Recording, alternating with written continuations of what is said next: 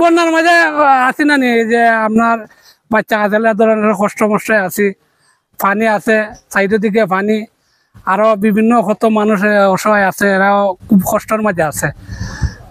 কিছু মানুষ কলেজে আইসে আইয়া জানবা চাইছে, মেডিকেলে গেছে, ইতাবাদি গেছে গিয়ে জানবা চাইছে। এখন বর্তমানে কিছু আছে যাওই ওখানে আল্লাহ রহমতে পানি কিছু কমের, পানিটা মানে এখন আস্তে আস্তে ধীরে ধীরে কমের, মানে এখনো এই জইছে না, এখনো পানি রইয়া গেছে, তবে ধীরে ধীরে কমে রাখি।